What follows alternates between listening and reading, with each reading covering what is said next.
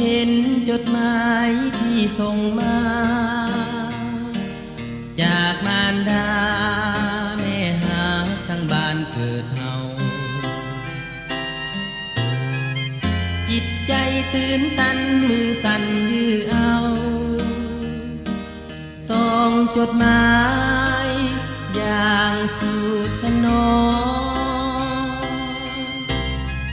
มเนื้อในจดหมายเขียนยังไงได้แม่ถามสบาย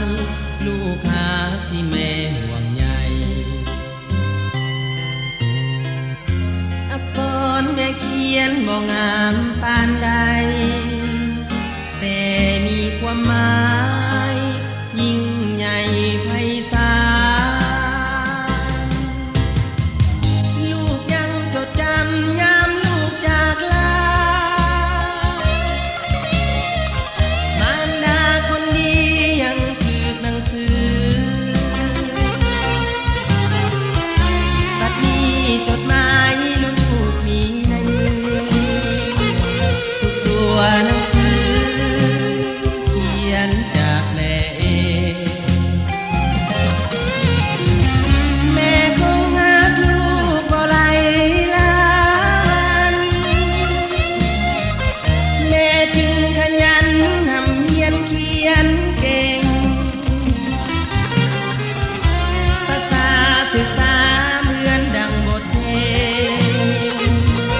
ที่บรรเลงความรักแม่ลูกเอ่ย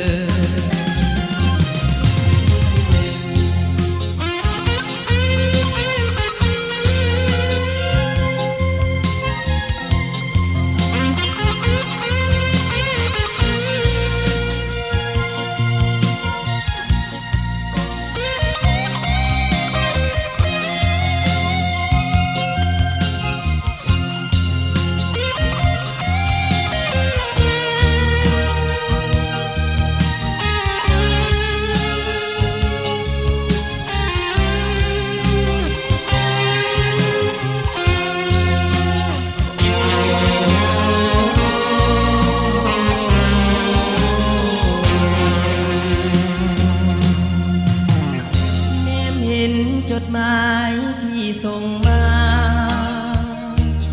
จากมารดาแม่หาทั้งบ้านเกิดเฮาจิตใจตื่นตันมือสั่นยื้อเอาส่งจดหมายอย่างสุดถนอมเนื้อในจดหมายเขียนยังไงได้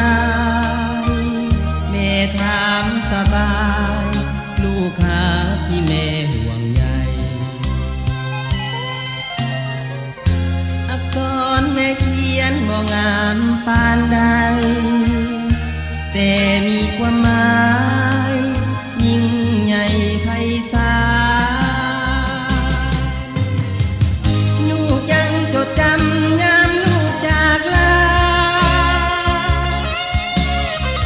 มารดาคนดียังถือหนังสือบัดนี้จดหมายลูกมีในมือ